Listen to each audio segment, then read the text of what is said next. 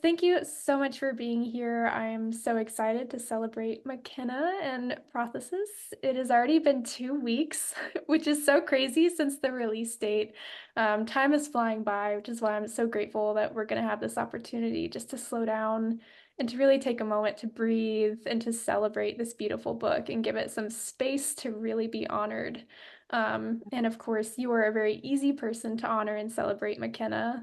And if you don't know who I am, my name is Madison Eichel, and I'm the executive director of Calipress Publishing. And McKenna is actually the very first author that I worked with from beginning to end through the book publishing process. And so I can just simply attest to her grace and her kindness and her genuineness. She wrote this book. And you can tell she has not just written words, she has truly lived this message day in and day out, and really allowed God to really kind of speak through her words and through her pen. So I'm very grateful just to be here, to have this opportunity to celebrate. And yeah, McKenna, I will hand it off to you and let you kind of introduce yourself so that we can get to know you a little bit better, and then let you share any words of welcome that are on your heart. Sure. Well, I just wanted to say thank you again, just for, for who you've been through this whole process. Again, I know we've talked a little bit about this, but just like the grace that you've extended and the encouragement, the prayers, like I could not have asked for a better publishing press, a better publishing assistant. Like it was just like I said, with the whirlwind of other things going on in my life, this was such a safe space. So I appreciate you so much, and I am so thankful for this opportunity. It is such a privilege. um but yeah, to introduce myself, my name is McKenna. Yeah, this book that I've written is really kind of what you were saying. It's something that God placed on my heart, and it says more about who I am, I think, better than I could verbally say it. So it really is kind of my story a little bit, but also not specifically about me. It's really what God has done for me and through me. And so but yeah, I'm sure we'll get into that. But yeah, other than that, I've been writing for a number of years. This is my first book that has been published. I've written for Calipress a couple of times. Um, and yeah, I'm super excited to see what comes next and see how God uses this to reach others and connect with others. So, I love that. Yeah, and it is so funny because when you haven't published a book before, I think you don't necessarily realize how much work goes into it and how many moving pieces there are. But you have certainly tackled that with grace, especially with your workload. Do you want to talk a little bit about just what you do as well? I know you just have a crazy packed schedule right now. sure. Yeah, I would actually love to, because there's been so many changes lately too. And so what I do at my current job, I'm actually a what we call a family caseworker, and I work with families who are in CPS, so kids that are in CPS right now. And basically, I just work with those families, and I'm kind of a support for the kids, but also for the parents as well. And we teach different parenting techniques. We have a lot of coaching methods that we work with the parents. We do work with social services as well. And so that's kind of my day job. And then a few months back, a lot of changes happened at that job. And so I was kind of put into the role of the manager. So I've been kind of managing we call it the visitation center. I've been doing the management part of it. And then we've had a couple new people get hired. And so I've been helping train them and get them kind of acquainted with the job.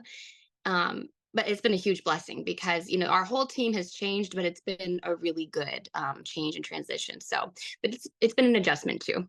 So good, but crazy. And then for the past almost 2 years, I've been going to school. So it's grad school. I'm working on getting my MA in counseling psychology, and I've been going to classes twice a week. And then the last 7 months, and this ended in May, I was seeing clients 3 nights a week and then some weekends. So I worked my full day job, and then I had classes 2 nights a week. And then the other nights I was seeing clients. So it was a really packed schedule. But again, if it wasn't something that I loved doing and where, if it wasn't something that I didn't feel was my calling, it would have been a lot harder. But it was the grace of God. And I do know that this is where He's called me and what He's called me to do to serve in these different areas.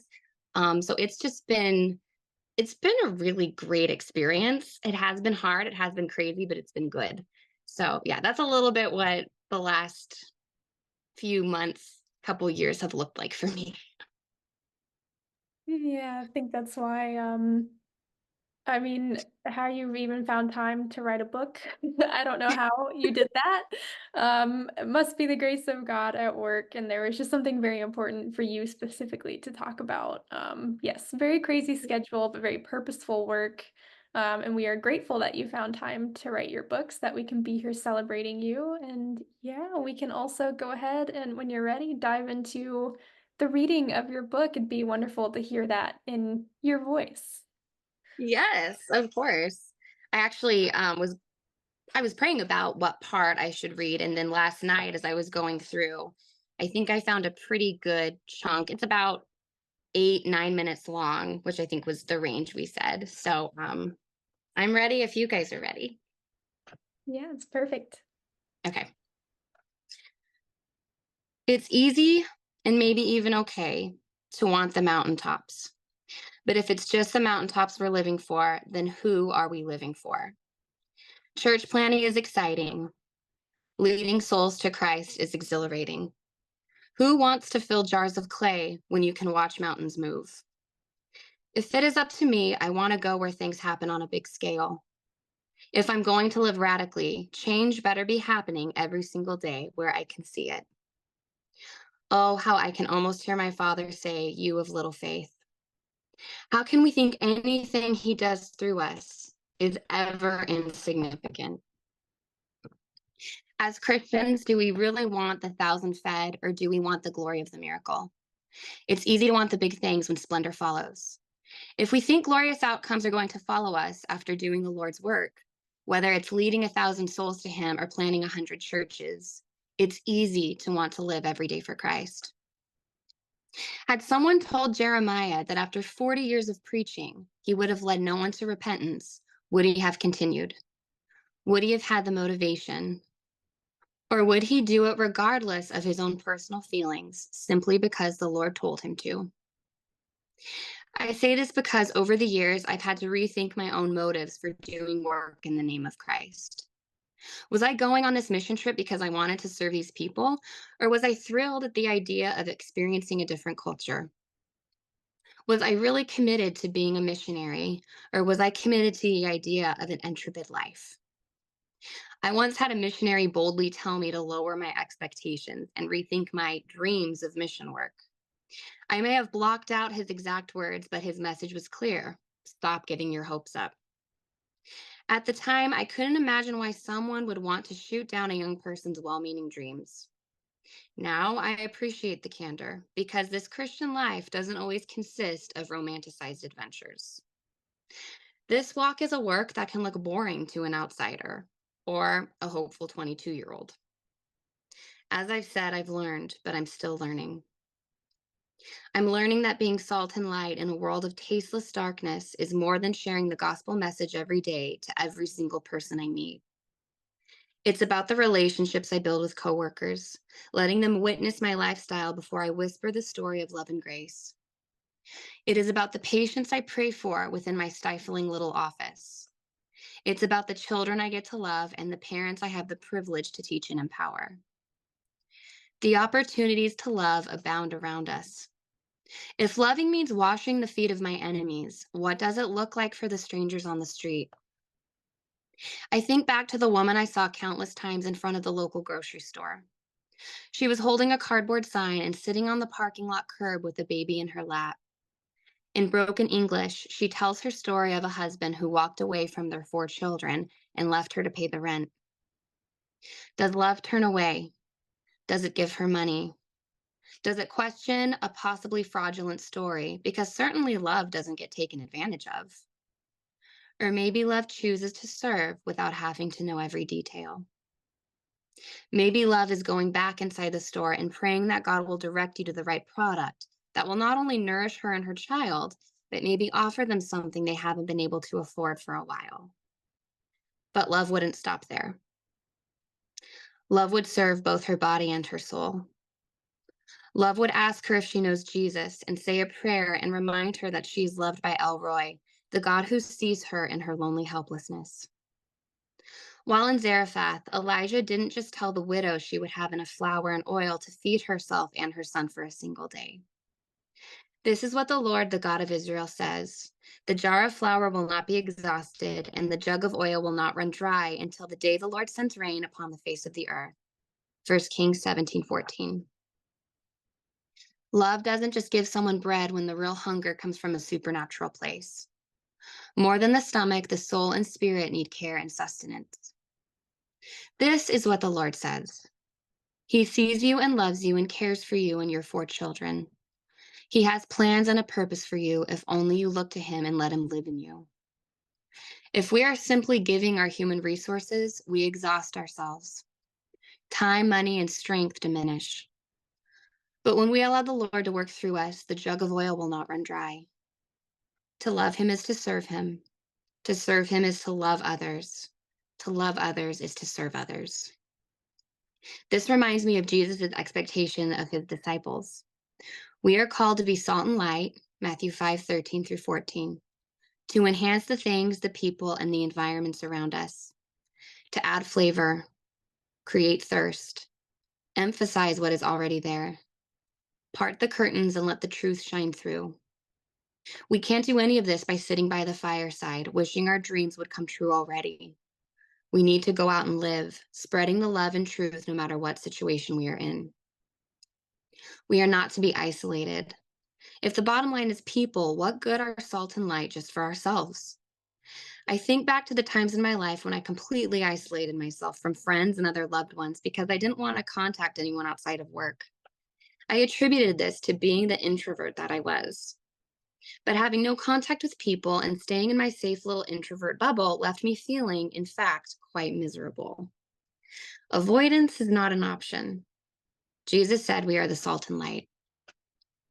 Light makes things visible. It reveals the reality of Christ's presence in our lives through worshiping, loving, and serving. The light is not our own, but a reflection of him. In Philippians 2:15, the word for light is similar to the word for the beacon that a lighthouse emits. A beacon is bright and unmistakable in its purpose.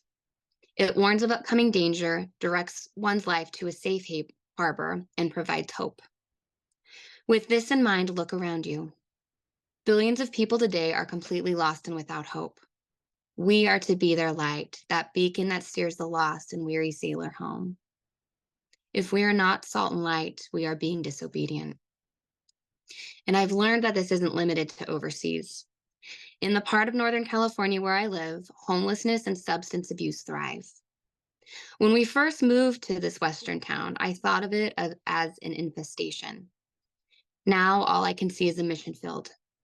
There's so much to be done. When I think about how much he has called us to do, I feel lost in the swarms of people, but in the best way. It's a reminder that this world is so big and I am so small, just a tiny vessel. But he's given me the power to do so much. How can we let day after day go by and not harness that power?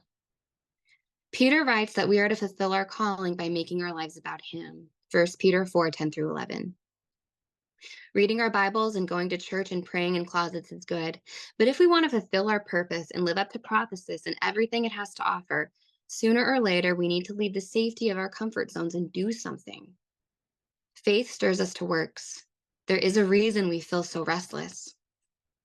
We aren't supposed to just tell people or talk about it. We are to make our lives about him. It is a lifestyle that means getting our hands dirty as we're washing the feet of someone else. So, shock the world and love your enemies. Make your life completely and utterly about Jesus. It doesn't mean you have to go on 100 mission trips and sign up for Sunday school and attend all the Bible studies, but go where he is leading you personally. You can worship him by a well or a river. Sing the song of hope in the hills and the valleys to the rich and to those without homes. If we earnestly seek him, he promises he will be found, Jeremiah 29:13-14, and he will lead us to where we can love the most abundantly. Something about knowing my Savior punctures holes in my heart. He fills me and then bleeds out onto the people I've struggled with loving. He strips away the sin that so easily entangles and reminds me that his children are all running the same race, only it doesn't matter at all who finishes first. It's about reaching the end. How much better would it be if we all helped each other along the way? Every now and then, he pulls me away from the lens I usually look through to see people and gives me his eyes.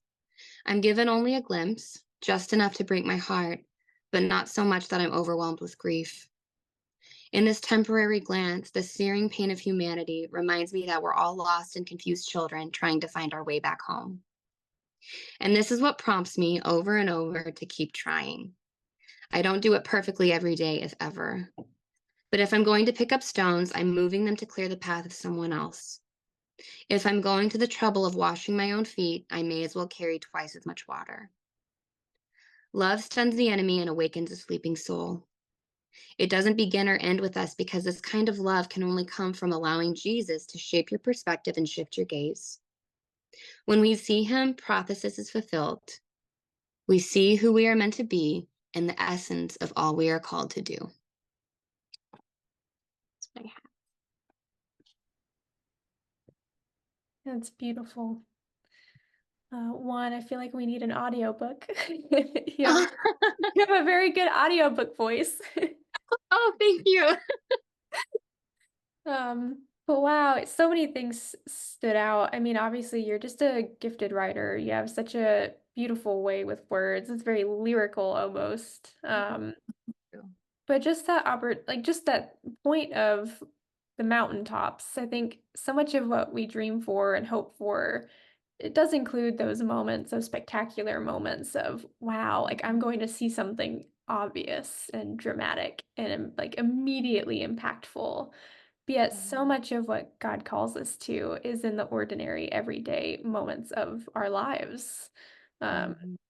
and that actually requires a lot of vulnerability, especially as you talked about the story of the woman in front of the grocery store.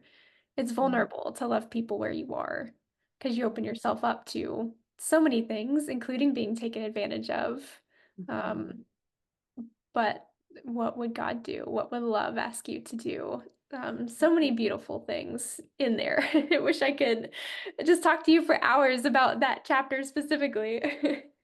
Yeah, it was definitely one of those parts that as I was writing it too, and again, I feel like this was just God, like, giving me every what I needed to like get it down on paper. But I think more than anything, what you were just saying about the mountaintops and what was in the book about the mountaintops is like what myself and maybe others may picture this Christian life being of just like, when you come to know Christ, your life is going to be all these wonderful exciting things. And then if you live your life for Christ, you're going to be seeing all these changes happen. And, just so kind of what you were saying about just these dramatic, wonderful, instant things happening. And yes, that can be part of our life, but it also, we may never see those things. And it really is, the Christian life is just about obedience in following God in the mundane. And I think that was something that I struggled with for so long is how do I know that I'm really living for Christ if I'm not seeing these things happen? But it really is about just following him regardless of how mundane it may look. We really don't know what that is doing for others and for ourselves. So it was, yeah, one of the biggest things that stood out to me. Yeah, and I think especially, you talk so much about purpose and especially like vocation and kind of wanting that fulfillment from a career, which I think is just so common amongst all of us. Um, and we want that immediate fulfillment, and yet we forget sometimes that that process of losing ourselves to find him, it really is that. It's a process. It's a process day in and day out that you walk through. And it's slow building sometimes, but Yeah. also I think it's one of those processes that once you stop and reflect and look back, you can see, oh, this is what Mhm. God was doing. Oh, that's why that happened. And this is how that shaped me to love this person. And I think you can see so much of that in the retrospect, but yeah, just that not having that immediate fulfillment, wondering, "Oh, why, where is the glory of Yeah. this, and what is the purpose of this?" I think it could be challenging just to be perseverant as you kind of walk through those things. So thank you for writing about it and shining some light on just those feelings that we can all have. Yeah. Thank you. I'm glad you're able to relate to it. And that was just what I was hoping for, that knowing I'm not the only one. I know I can't be the only one who feels this way. And so just hearing that feedback is really validating and comforting to me. Yeah. Like Sandy said in the chat, I love when McKenna said, Jesus shifts your gaze, and how she went from seeing an infestation to seeing a mission field. That's Mhm. wonderful. Mhm. Yeah, Yeah. that's good. Only the Lord could do that. For sure. Well, I have a couple questions and then I can open it up as well to Sandy if you have anything you want to ask. But first, I know we've talked about this a little bit on our own, McKenna, but how did you know it was time to write this book, and what did that process kind of look like as you started to write? Yeah. It was kind of funny because I felt like the book started out as me just venting and me getting out a lot of the questions I had, and a lot of it was kind of like a processing thing for me at first. Um Before I had actually started writing, I would go on what I call like prayer walks. And so it would just be like walking and praying and asking God for, just answers, or really kind of just venting out those inner thoughts and struggles that I had. But then, kind of what we were saying earlier, the part of Northern California where I live, it gets really, really hot. And so to be going for walks in over 110-degree heat is not healthy. So I changed my prayer walks to prayer drives. So I would just, turn off the music and I would turn the air on and I would just go for drives and I would have these conversations with God in my car.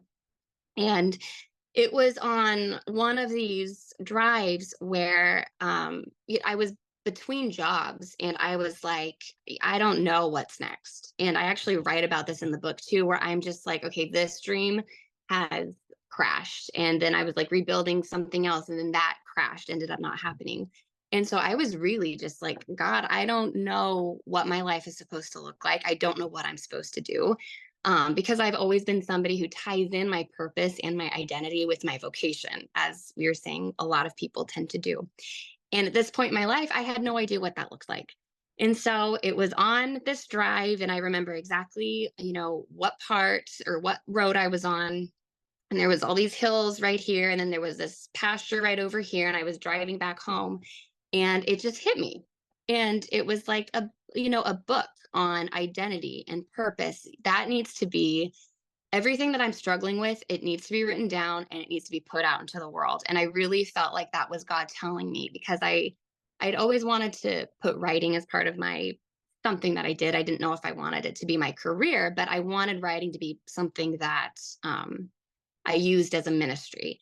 And so it was like an immediate answer. I felt like God tell me, because I wanted to write something, and then He said, "You need to write about this." And so that's kind of how it started. And then the whole writing process was really kind of sporadic. Like, I had an outline of what I wanted the book to have in it, but then I didn't just have days where I would sit down and write. Like, I mean, there were some days that went like that, but then a lot of the other chapters were just like notes on my phone, where I would just, okay, I have a quiet moment right here. I'm just going to write this down real quick. And then I wrote that. Or, I was on, we were driving back from somewhere. If it was my parents driving or someone else driving, I would just type a little something here. So it was just kind of like these moments where something would hit me and I'm like, oh, that needs to be in this book too. And then organizing and editing, that was a whole other process. So, but that's kind of what it looked like. Yeah, I love that. I feel like there's so much writing encouragement in that, specifically for us writers. One, it's okay if your book comes from processing, because we can just really, I think, through doing that, get to the heart of, oh, this is something that I want to talk about. And Mhm. God can use these experiences because other people are asking these questions too. We're never isolated in our experiences. So chances are, if you're thinking something, who knows how many other people are thinking the same thing. And so it needs to be talked about. So yeah, I love that. It just kind of, that was the birthplace of it a little bit. Yeah. And then two, just the commitment to write in the cracks of time. I think it's Emily P. Freeman. I don't know if you know who that is. I Um, do. she used to talk about that a lot, about writing in the cracks. So you just have a little bit of margin. And obviously we've heard just about your schedule. You did not have a lot of time. So yeah, I think that's so important of just even if you don't have these really long chunks of time to write, you Yeah. can just, hey, you know what? I have a quiet moment. Why don't I just put something in my notes app because I have an idea and I know if I don't write it down, I will lose it. So I just love that you kind of had that commitment to, okay, I have a moment. I'm going to use this moment. And I think that's such a even testament to just stewarding the time as well. Yeah, absolutely. I love that writing in the cracks of time because that's literally, yeah, again, like I said, the past 2 years of my life. And I'm sure most of us too, who have day jobs or who are moms or dads or, work full time, all of those things, we only have those little cracks of time. And so, but I know too that if you're a writer and you have these words that you want to get out, or God has really placed something on your heart, he's going to find a way to give you those cracks of time to make, be able to generate those words. Yeah, absolutely. Um, Another question I had was that obviously you were very vulnerable and talk about your struggles very openly in your book. And so many of your questions just seem so relatable to me, just about purpose and, oh my goodness, I'm in this job, but it's not fulfilling or it's really hard. I don't know if this is where I'm supposed to be or what I'm supposed to be doing. What would you say to someone who's having similar battles with not really understanding why they are where they are, or how that connects to who God is forming them to be, or that calling that we're all searching for? hmm I have this conversation with people a lot, actually. Um, and I don't say this to invalidate those feelings, but I know, because I really do know what it's like to be in those spaces of feeling so like lost and stuck and not knowing where God wants you to be. And for my own experience, this was a period that was like, it was a number of years where I really felt lost, and I was like, I have no idea what I'm going to do, who I'm supposed to be, what God wants me to do. And so I absolutely know what it's like to be in those spaces. But what I would say is, and this is a very simple answer, but truly, if you are a believer, everything that is happening in your life, God has allowed. And so if you are feeling in this space of being lost and stuck, or if you're really unhappy in what you're doing and not feeling like, oh, this is where I'm supposed to be, um, for one, I would tell God, I would let him know. And I would just kind of like what I did, like have those walks or those conversations with him where you're just pouring it all out to him because he knows. But getting that out is really healthy. And it does help you kind of just process and kind of think. It reframes kind of what you originally may be thinking. But again, if you're really just feeling like this is not where I'm supposed to be, God, what are you doing? um Trust the process because again, if you are a believer, he knows, he has allowed it. And very, like, it's not often that when we're in these places we're going to see the end result.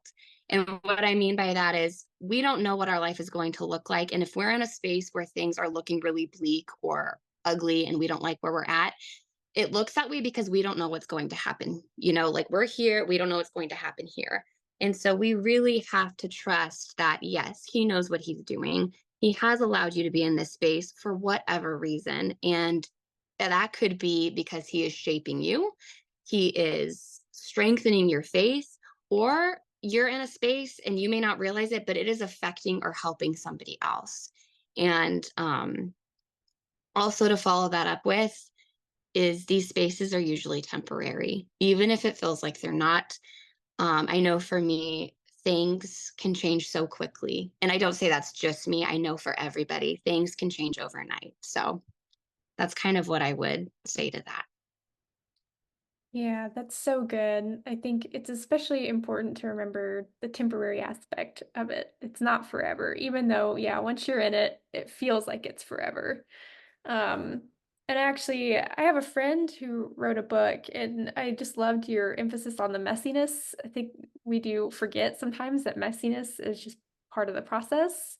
Yeah. But she's an artist, and she wrote that she used to be really stingy with her paint when she was first learning how to paint as a kid. And the art teacher said, no, squeeze out this entire tube of paint onto the palette. And it would force her to really kind of make these bold, creative choices when she didn't have a plan and was just looking at, a blank canvas and didn't know what to do with it.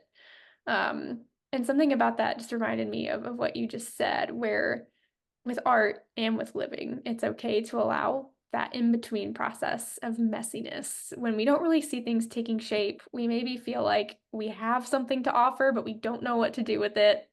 But God will bring something beautiful into focus, and He will put something beautiful on the canvas of our lives as well. So I love just that aspect of it's okay if it's messy because there are going to be some messy parts and it's okay. It doesn't mean there's something wrong. It just means that this is part of the process that we're going through, the in-between stages of where we are and where God is taking us. So I just love your answer. It was so good.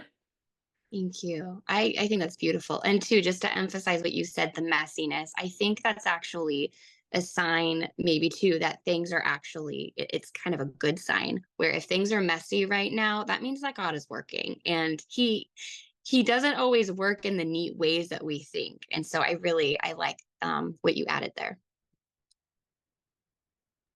Yeah, well, I think this also kind of is a great segue into my next question, um, which is that you emphasize a point in your book about God being able to use us in our present circumstances, Mm-hmm. whether we like them or not, which we've kind of talked Mm-hmm. about sometimes we really don't.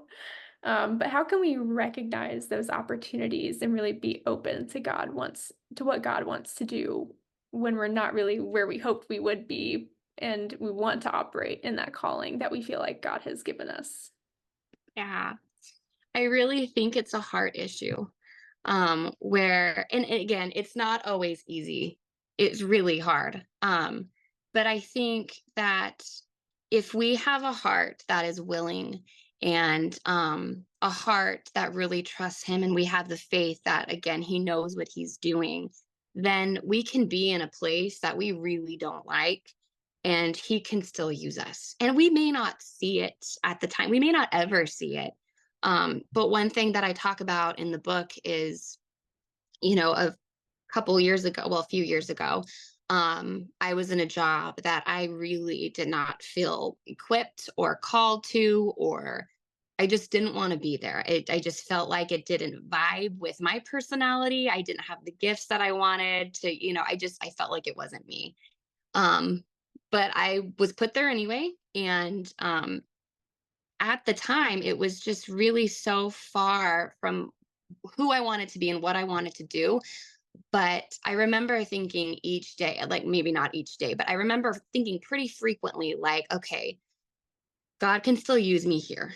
And that is something I think we have to, even if we don't feel it, it has to be something that, again, it goes back to the heart of being willing to be used by God. And just, yeah, to go back to your question, how can we still, you know, have that willing heart is to just it goes back to our faith and whether or not we are really trusting him and knowing that he has put us in this space. So I don't know if that quite makes sense, but that is just something that when I was in that space, I had to tell myself and remind myself pretty frequently. Yeah, no, I think that's a great answer. Just to have that regular prayer as well is so important because I think sometimes we can get so stuck in the problem and in that negative feeling that we can forget to say, "Oh God, maybe you actually want to do something here. Make me willing." And it always makes me think of, "I believe, help my unbelief." Sometimes those have to be the prayers, but it's Yeah, okay because it's the right prayer. exactly. Yes. And I think you said it too, being stuck in that negative state or the negative just that negativity. It's like it's really easy to stay there when it's not what you want or what you were thinking that your life was going to be, but then just kind of reframing it and changing your thinking a little bit. I think that can also help with, that whole heart thing of just being willing to do what he's and believing that he can do anything, even if you're in a spot you don't like. Yeah, absolutely. Well, another question I have, because I think it actually ties into so much of your central theme of your book. But you had a really interesting insight about the bread that the priests would handle in the temple. Could you talk about that concept and how it kind of connected with your book?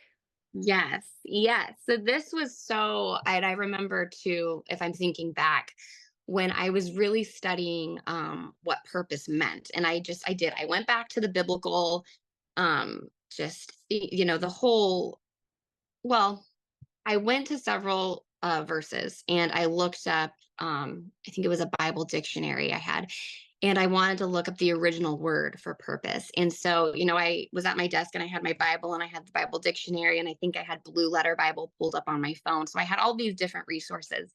And then in the Bible dictionary, it kept referencing me back to the showbread. And I'm like, okay, there's something to that, because I was really confused. What does showbread have in common with purpose? I'm like, I know there's something there, but I just don't know what it is. So I had to do more researching, and I can't remember exactly all the different resources that I use, and it's in the book, but one of them specifically talked about the showbread. And then with the showbread, how it really symbolized complete dependence and reliance on God. And so, what the showbread was it was, baked and placed on the table, and then the priests, they would go and eat it, and it was like their continual dependence on God. And it really is, and how that ties in with purpose is, we can't go off who we think we are, or what we think our gifts and talents are. We have to be continually depending on God and continually looking to him to know who we are. And that, in a sense, is what purpose is. Yeah, I loved that. I think it was just so cool to read in the book your process of uncovering that connection. It's kind of like God just gave you all these puzzle pieces and you Mhm. just gave it time and space to grow into this really Yeah. beautiful idea of, oh, okay, like we depend on God. And that is an Hmm. important part of purpose because ultimately we don't even know what's best. I think it's been said a lot, like we don't have the perspective of what's happening. Hmm. And we don't really have, I think, a full glimpse of our lives or of who we are, but God does. And He never changes. He's always good. And so, no matter what is changing in our lives, no matter how we're changing, like we can trust His formative hand and His declarations over us of we still have good things to do and the best is still yet to come. So, I just really loved that idea and how that tied into your book. Yeah.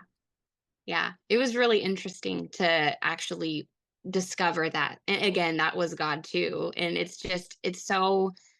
it's really a lot of fun. And then just having these revelations when you actually go back to the Bible and you find out what these words actually mean, and then find that connection. So it was really powerful. And that's, yeah, exactly the entire theme and essence of the book. So Yeah. And I guess a follow-up question on that too, your book title.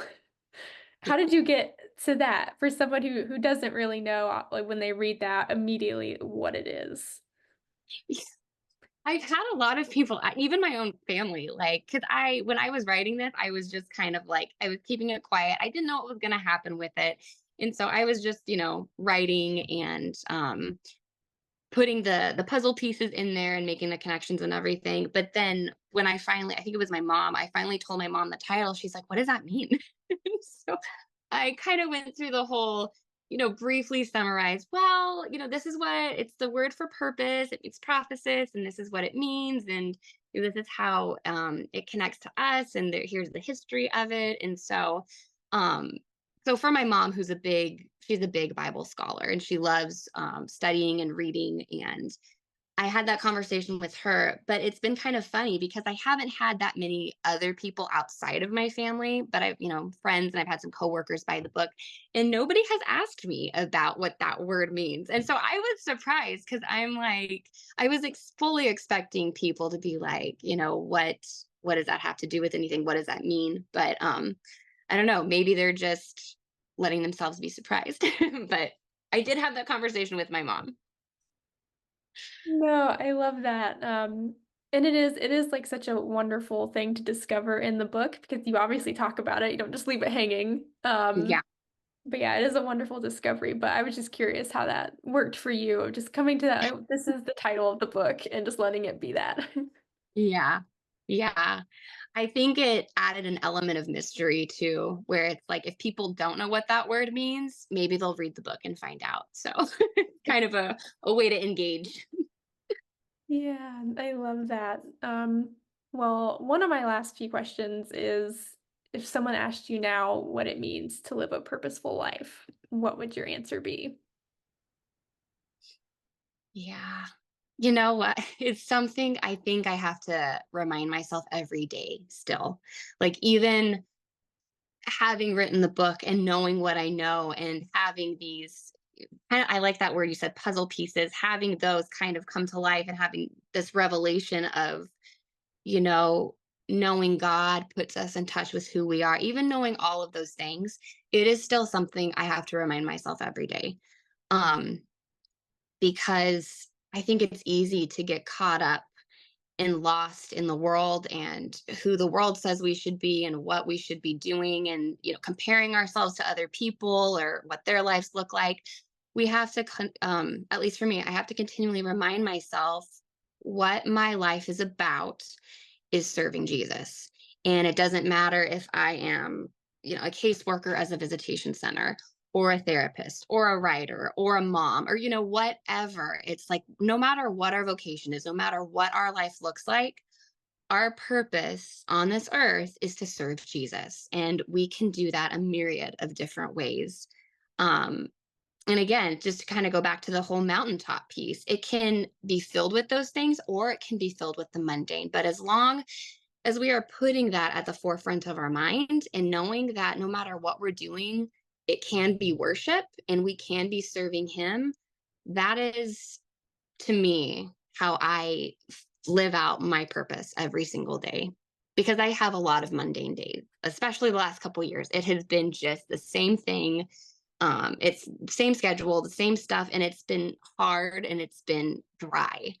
Um, well, that's not completely true. There's been some exciting moments, but you just you have to remind yourself of that again because I think it can get really easy to get lost in the comparisons and the mundane. So, for me, it's just a continual reminder of no matter what I'm doing, I'm living for Jesus, and that is who I am. It's so good. And it reminds me of just a similar answer from before, just a piece of it where it's you almost have to say, I believe, help my unbelief. I know that there's purpose here. I know I have purpose. Yeah. And I know that following Jesus is purposeful, even when it doesn't feel like it from my perspective. Mhm. Yeah, I think that's such a great answer. Just to follow up too with what you just said, because it clicked another thing. But even when you don't feel it, and I think for a lot of us, I know for myself, I get so involved in my own feelings and what I want things to feel like. Or, if I feel excited about something, that means it must be exciting. If I feel like something is boring and mundane, oh, that's how it is. And so, not basing everything off our feelings and just going off the truth of what we know and who Jesus has called us to be and who He says He is, that is what we have to base our life upon, not our feelings. So, that was a good piece. Yeah, as a big feeler over here. That's Yes. very helpful reminder. I think maybe it's Alicia Britt-Chole. Someone says something along the lines of, "You let your emotions come along for the ride, but they don't get to sit in the driver's seat." That's true. Yeah. So yeah, let them be helpful. They can point you to good things, but don't let them kind of derail everything that you're doing and what you're thinking because it is they only tell partial truths most of the time. Um, Yeah. So yeah, just being very careful not to let them take over is such a good point to make. Yeah, 100%. Yeah. Well, what encouragement about purpose, identity, vocation, would you like to leave us with as we head into our audience Q&A? Mm, I think I I feel like so much of what we talked about was all just so good. And I think maybe just to summarize everything, one, again, the thing about feelings, don't let your feelings sit in the driver's seat.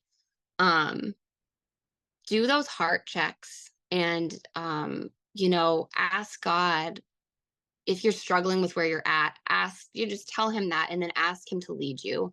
And then yeah, just remember that you can be purposeful and serve him no matter where you're at, no matter what season, what job, what your life looks like. Um, because again, I have to tell myself, I don't know what my life is going to look like 10 years from now. I don't, because right now I feel pretty secure in my purpose, my identity, because of the things that I'm doing. But, it is a season, it may pass. And so it's just something that I have to be secure in is, you can be purposeful or have purpose and meaning no matter where you're at in life as long as Jesus is in the driver's seat. Yeah, that's so good. Well, I will open it up to Sandy. I know you already asked a question. Do you have plans for your next book? I will let McKenna answer to that. And obviously, any other questions you have, feel free to ask away. So that's so fun. I actually do. I have an outline written for my next book. And well, it's not really, well, it's kind of an outline. And then I have the chapter headings all written down. I have not started writing it yet because of the craziness that is happening right now. Although things are calming down a little bit and they will be calming down by the time summer ends. So I haven't started actually writing, but yes, I do have plans in place. And I'm really, really excited about the next project. I love that. I'll try not to be nosy, even though I want to know what it's about. Yeah. Well, briefly, it's just about kind of I guess the last couple years of my life too, because Prothesis talked about my late teens, early 20s. This talks about just some other big transitions that have happened in my life and what I've learned, and all biblically based and everything. Stuff I've learned about being in the church and leaving the church for a little while and then coming back to the church. So it's yeah, it's a little brief snippet. Well, I can't wait to read it whenever it is ready to be published. Yes. Awesome. I'm excited. Sandy, any more questions or thoughts for McKenna? I think I see in the chat. Do I write short stories? Um, I've actually put down some ideas for short stories. Um, I actually have a notebook and it's in the second drawer of this desk that I'm sitting at, and it's got like titles and then just brief synopses of short stories that I've wanted to write. Um, I probably have some that I have actually followed through and written on my computer somewhere, but I haven't moved forward in trying to get any of those published or anything. But one day, for sure. I have a lot of ideas bouncing in my head. It's getting them on paper, that's the hard part. Yes, absolutely. I mean, I think we've even talked about just the cracks. Sometimes even finding the like little slivers of time can be really challenging. Yeah, yeah, exactly. Yeah. Well, where can we connect with you outside of this for Sandy and for people who will be watching back this recording? Where can we connect with you? So I am on Instagram, and my username is McKenna Jane, Jaine. And then I also have a blog, and it is the same. It's mckennajane.wordpress.com. So those Instagram is where I'm becoming a little bit more active. It is kind of what we were saying earlier. It is a little difficult to be posting and engaging all the time, but I am getting better at it because I have seen the fruits of that. So you can find me there. And then my blog is something that I'm trying to post a little bit more too. With the busy season pretty much behind me, I do foresee me writing a lot more on there. So those are the two places. And then I am still working on the Substack thing, trying to get that integrated. I'm learning. But yeah, for right now, those are the two. Yeah, there is no shortage of things to learn. I think sometimes that's the problem with the overwhelm of, oh my goodness, there are so many options. Where do I go? Exactly. Yes. But they can be really, really good. And like I said, I've seen the fruits of, what happens when you do get a little bit more active and you engage a little bit more. And this community is so supportive. And so I want to put more into posting and being active. So Yeah, and I love that. There are so many beautiful writers to connect with. Yeah, I can definitely attest to that. That the community is so wonderful. I mean, the people that come through CalaPress and connect there are just always such beautiful writers and beautiful people. Obviously, you are a wonderful person who connected with CalaPress. So yeah, there's just so many opportunities, and I hope that a bunch of people connect with you because you are very kind, very genuine, and I think just such a spring of wisdom as well. So I hope that they connect with you and just get to benefit from all of that goodness. thank you so much. I appreciate that so much. Yeah, well, I will go ahead and wrap us up here as we close out our time together. But again, on behalf of CalaPress, thank you so much for being here. McKenna, thank you for trusting us with your book. Um, Mm, it is no small thing. We definitely feel so honored to be part of this process for you. And I'm so grateful. Sandy, thank you for joining live. And for everyone who's going to be watching back, thank you so much. I hope you are just as encouraged as I am from this conversation. And McKenna, I will let you share any final words if you have any. yeah. I just want to say thank you. Really, it's been the biggest honor for me and such a privilege. And um, I know it was God that directed me to CalaPress, and to all of you who have just been so supportive and so encouraging this entire time. Like I keep on using the word safe, but it has been such a safe place, like a little safe harbor in the midst of all this craziness going on. And so I'm so thankful.